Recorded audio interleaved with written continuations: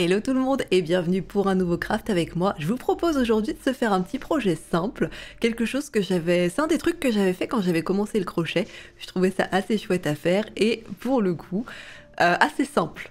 Alors le projet, comme vous le voyez, c'est de pimper un petit peu les élastiques en les faisant soi-même, en faisant de la décoration soi-même avec du crochet. Vous allez voir que les points utilisés sont relativement simples et que le matériel nécessaire n'est pas très compliqué lui non plus. Et en plus, ce qui est cool, c'est que vous pouvez faire ça en différentes matières. Là par exemple, dans la main droite ici, c'est fait avec de l'acrylique et un crochet 3 je pense, alors que par exemple celui-ci ou celui-ci, c'est avec du fil de coton tout simple. Et pareil, un crochet 3 ou 3,5, je ne sais plus exactement. Et du coup, nous, ce qu'on va utiliser aujourd'hui, c'est du coton. Alors j'espère qu'il va m'en rester assez, la pelote est pas entière, il doit y en avoir un petit peu plus de la moitié, du coup un petit peu plus de 25 grammes. C'est de la Rainbow de chez Hobby, je l'ai prise tout simplement parce que j'aime bien le dégradé de couleur rose. Voilà, ça va du rose très pâle au cassis, bref j'aime bien. Il conseille d'utiliser un crochet entre 2,5 et 3,5, c'est ce qui est noté sur l'étiquette, donc ce que je vous propose du coup, c'est de se prendre un petit crochet numéro 3, ça devrait être pas mal. Niveau fourniture, on va aussi utiliser une paire de ciseaux, des petits marqueurs de maille, enfin un petit marqueur de maille. On va juste se prendre une petite aiguille pour rentrer le dernier fil à la fin, mais vous allez voir, il y en a juste un à rentrer, c'est pas très compliqué. Et bien entendu, peut-être quand même des petits élastiques de base. Oui, non, parce qu'il faut quand même qu'il y ait un élastique au milieu du chouchou, sinon ça va pas tenir grand chose. Voilà, donc j'ai pris vraiment le truc le plus basique au carrefour du coin, des petits élastiques, voilà. Et du coup, je vous inscrirai comme d'habitude à l'écran les instructions nécessaires. Je vous mets ici les abréviations que je vais utiliser tout au long de la vidéo. J'en profite aussi pour vous dire de ne pas hésiter à venir me suivre sur les réseaux sociaux et à suivre la chaîne YouTube bien entendu pour toujours plus de nouveaux tutos et de projets craft avec moi. Et attention à vos crochets, c'est parti, création ensemble d'un petit chouchou aux couleurs dégradées de rose. Alors pour faire ensemble ce petit chouchou, on va commencer par prendre un petit élastique tout neuf.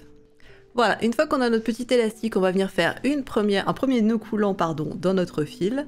Donc hop, vous pouvez faire votre nœud coulant comme vous voulez, moi j'ai tendance à le faire comme ça. Voilà, on va le resserrer un petit peu. On va l'enlever du crochet 2 petites secondes, sans le fermer bien sûr. On va passer notre crochet, hop là, dans notre élastique. On va venir récupérer le nœud coulant sur le crochet, le passer dedans et faire hop là un premier jeté et récupérer notre fil, voilà, pour s'attacher à l'élastique en fait tout simplement. Ensuite, ce qu'on va faire pour notre premier tour, c'est faire des mailles serrées. Voilà, il n'y a rien de sorcier, on va juste caler le plus possible de mailles serrées tout autour de l'élastique. Je n'ai pas de compte précis parce que ça va dépendre de la taille de votre élastique, mais en gros vous essayez d'en insérer le plus possible.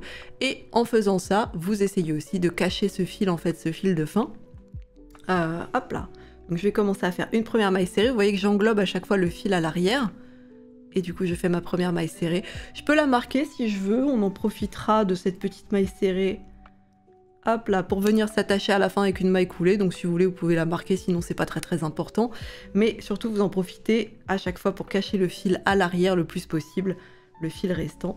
Et du coup bah écoutez, c'est parti, un rond de fondation, autant de mailles serrées que possible dans cet élastique. Allez hop! Donc on passe à chaque fois dans l'élastique bien sûr. Toi reste derrière, voilà. Et à chaque fois on fait une maille serrée de plus. Hop là, on passe dans le crochet dans l'élastique. On le récupère à l'arrière. Bref, c'est des mailles serrées quoi. C'est juste qu'il y a un élastique Il y a un élastique au milieu du travail quoi, c'est tout. Hop là, donc je continue. Je vais en faire le plus possible. Je maintiens toujours le fil à cacher derrière. Et puis régulièrement, je vais venir resserrer mes mailles serrées en fait. Voilà, les resserrer en poussant, en tirant plutôt avec mes doigts vers le début du travail. Pour vraiment en mettre le plus possible autour de l'élastique. Hop. Là, vous voyez, je pense, on voit un petit peu le fil à cacher qui apparaît à travers les mailles, mais c'est pas grave parce qu'en venant resserrer, hop là, vous voyez, ça va se cacher. Et puis en venant resserrer les mailles serrées vers le début, ça va se cacher aussi. Donc vous inquiétez pas. Faites au mieux. Ah, j'ai même pas compté combien j'en avais, c'est pas grave. Si vous avez peur d'être un petit peu paumé, n'hésitez pas à compter combien de mailles serrées vous faites, mais au pire, c'est pas très grave. Donc là, vous voyez, j'en ai refait encore un petit peu. Il y a de l'espace entre chaque un peu, donc on va, hop là, venir tirer un peu pour resserrer tout ça. Et voilà. Et on va faire ça tout du long jusqu'à la fin. Essayez de faire en sorte qu'on ne voit ni l'élastique ni le fil qu'on est en train de cacher derrière.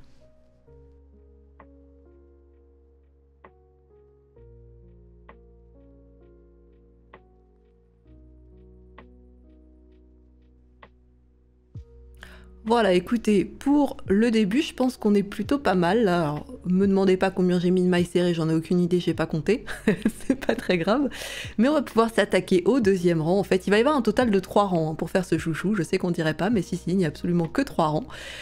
Et donc, pour le deuxième rang, on va commencer en faisant déjà une maille coulée dans la première maille serrée du rang. Qu'on vient de terminer, donc c'était ici. Hop! Je vais faire ma petite maille coulée, voilà, ok. Je vais monter en faisant, alors on va faire des brides, donc on va faire 3 mailles en l'air. 1, 2, 3, ok. Je vais marquer cette troisième maille en l'air avec mon petit marqueur de maille. Voilà. Et je vais commencer en faisant 2 brides dans la maille directement en dessous, la maille dans laquelle je viens de faire une maille coulée, hein, pour le coup, vraiment, hop là. Est-ce que je peux vous montrer de plus près? Alors oui, peut-être. Mais c'est vrai que c'est très serré. Vous voyez là d'où ressort le petit fil rose? Hop là. Voilà, très exactement ici, là où je suis en train d'insérer mon aiguille, c'est là d'où ressort le fil rose, c'est là qu'on a fait la maille coulée. Bah c'est ici que je vais venir mettre mon crochet. Voilà. Je sais pas si ça se voit très très bien, mais si on voit le petit trou là, ici. Voilà, très exactement là. C'est là que je vais venir faire mes 2 premières brides. Et après, pour le reste du rang, eh bien on verra après, attendez. Donc déjà, hop. Une première bride, puis une deuxième au même endroit, ce qui fait, avec les 3 mailles en l'air, ça nous fait un total de 3 brides, hein, du coup dans la même maille, ok.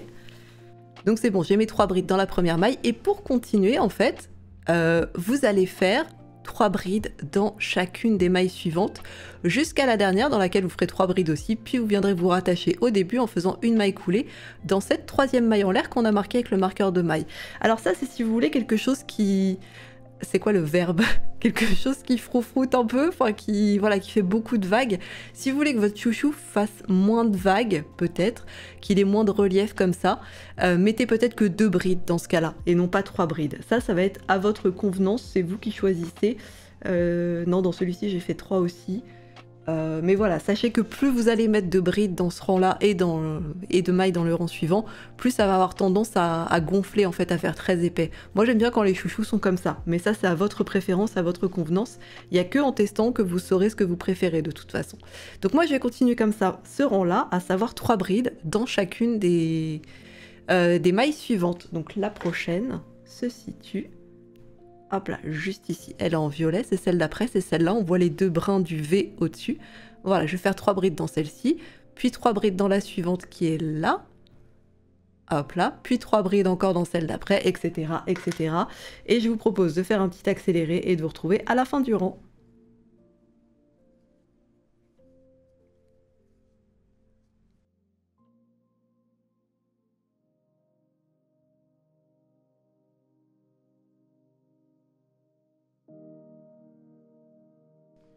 Hop là, je vous reprends sur la fin du rang, j'ai quasiment terminé, il me reste 2 mailles à travailler.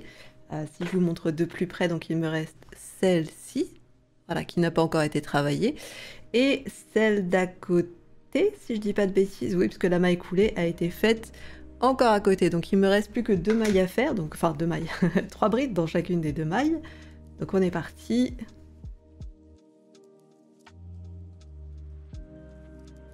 Donc ça devient un petit peu plus compliqué sur la fin parce que bah, ça ondule de partout en fait, du coup c'est un peu plus compliqué de tenir dans les mains, mais ça le fait. 1 et de 2 et de 3. Après l'avantage de cette forme, enfin de ce type de forme justement, c'est que si vous faites une ou deux petites erreurs, s'il y a des endroits où vous avez fait 2 brides au lieu d'une ou quoi, ça ne se verra absolument pas, rassurez-vous. Ok, donc là je vais enlever mon marqueur de maille et je vais venir faire une maille coulée dans cette maille en l'air pour me raccrocher au début du rang. Donc c'était la 3e maille en l'air de début de rang. Donc je fais ma maille coulée, voilà, pour venir me rattacher ici. Je vais monter ensuite, alors là ça va être à votre appréciation. Moi je sais ce que je vais faire, mais vous n'êtes pas obligé de faire exactement comme moi. Si ça vous convient déjà comme ceci, parce que ça fait un petit chouchou, voilà, pas forcément très long ou quoi, mais ça fait déjà un petit chouchou très cohérent et très mignon. Donc si ça vous plaît comme ceci, vous pouvez à ce moment-là d'ores et déjà fermer et couper le fil. Voilà, vous n'êtes pas obligé de faire le 2e rang ou quoi que ce soit, enfin le 3e rang pour le coup. C'est vous qui décidez. Et pour le... si vous décidez d'en faire un, donc vous allez monter, moi je vais monter avec 2 mailles en l'air parce que je vais faire un rang de demi-bride. Mais si vous voulez faire quelque chose d'encore plus grand ou d'un peu plus petit, vous pouvez faire des mailles serrées à la place ou des brides si vous voulez que ce soit plus grand. Voilà, c'est vraiment vous qui voyez, vous qui adaptez. Pour le coup, moi je pense que je vais faire des demi-brides et je vais continuer selon, voilà, c'était ça mon mot, je vais continuer selon le même schéma que en dessous, c'est-à-dire que je vais faire 3 demi-brides dans chacune des brides du rang précédent, ce qui va faire un rang un petit peu long, hein, je vais pas vous mentir, déjà on multipliait le nombre de mailles par 3, là on va le remultiplier par 3, il va y avoir déjà un sacré paquet de mailles à travailler. Bref, on commence, donc la première maille dans laquelle je vais travailler, c'est celle dans laquelle on a fait la maille coulée, à savoir la 3e maille en l'air du début de rang, donc là où j'insère mon aiguille. Voilà, c'est ça ma première maille. Et du coup, je vais y glisser 2 demi-brides. Hop là, donc 1 et 2. Mais après, c'est comme vous voulez. Vous voyez, la demi-bride est un petit peu moins haute que la bride. Si vous voulez faire plus haut, vous pouvez faire un rang de bride. Si vous voulez faire encore plus petit, vous pouvez faire un rang de mailles serrées. Mais pareil, 3 mailles serrées dans chacune des mailles du dessous. Sauf si vous voulez que ce soit moins ondulé. Dans ce cas, vous en mettez que 2, voire même que 1. C'est vous qui voyez. Vraiment, ce que j'aime bien avec ce genre de petits projets, c'est que c'est très adaptable et très, comment on dit, modulable selon vos envies. Voilà. Tout simplement. Alors, ce fil-là est peut-être pas le meilleur choix au niveau caméra et visibilité, mais qu'est-ce qu'il est joli, je l'aime tellement fort. Donc bref, on est reparti. Là, j'ai fait ma première maille, donc je vais venir faire 3 demi-brides dans la maille suivante, qui est celle-ci.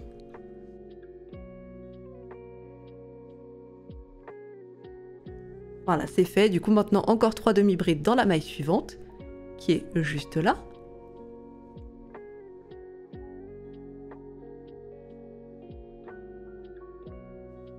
Voilà, c'est fait. Et je vais continuer comme ça, 3 demi-brides dans chacune des mailles suivantes tout le long du rang. Donc la prochaine, elle est en couleur cassis ici. Les 2 prochaines sont couleur framboise, là et là, etc., etc. Et à la fin du rang, je vais venir faire une maille coulée dans la 2e maille en l'air du début de rang et terminer ainsi mon projet. Je vous retrouve à ce moment-là.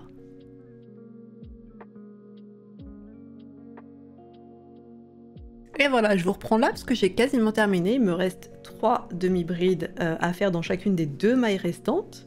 Donc on est parti. 1.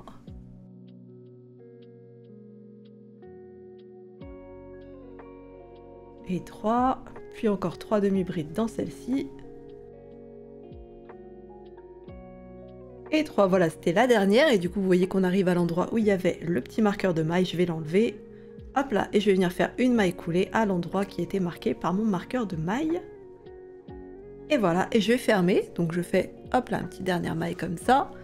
Puis je coupe mon fil, hop.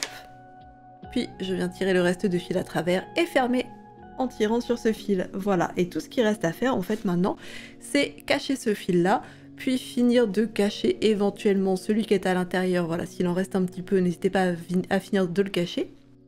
Voilà, n'hésitez pas quand vous cachez votre fil à le faire partir dans un sens, caché dans les mailles, puis là, vous voyez que je suis arrivée sur quasiment la même couleur, donc ce que je vais faire, c'est que je vais le faire repartir dans l'autre sens. Moi, hop là, il passait par ici, là il ressort là, et je vais le repasser dans l'autre sens, mais en évitant de passer sous ce brin-là, sous lequel je viens de passer, comme ça va le caler bien sur ce brin-là, justement. Hop là, je repars un petit peu dans l'autre sens.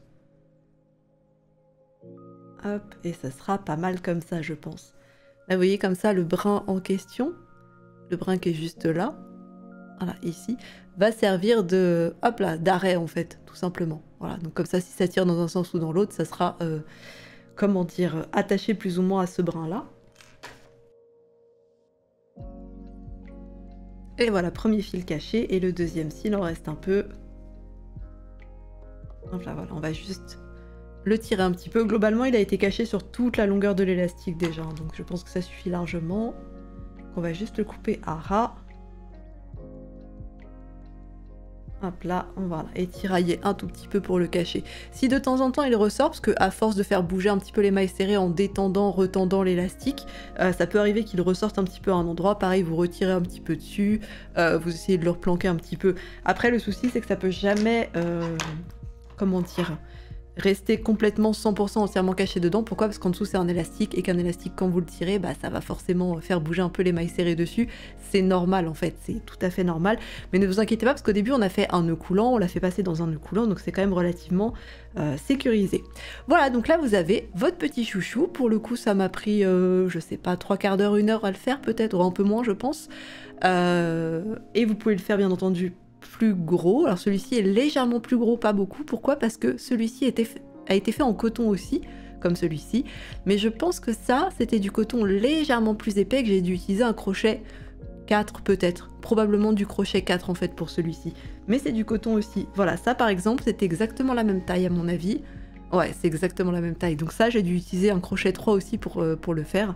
Et pour celui-ci, ça devait être un crochet 4. Et comme vous le voyez, on peut faire aussi avec de l'acrylique. Ça, c'est du fil acrylique, hein, c'est pas du tout du coton.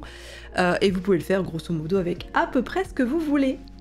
Et voilà, on arrive sur la fin de la vidéo. C'était un craft avec moi relativement court et simple, mais ça fait du bien de temps en temps de faire des petits projets relativement simples. J'ai encore tout plein d'autres idées de tutos à faire et de craft avec moi à faire avec vous. J'espère que tout ceci vous plaît, n'hésitez pas à laisser un pouce vert et à vous abonner si c'est le cas. Moi je vous laisse là pour aujourd'hui, je vous fais plein de bisous, je vous souhaite une excellente fin de journée et je vous dis à très bientôt pour une prochaine vidéo.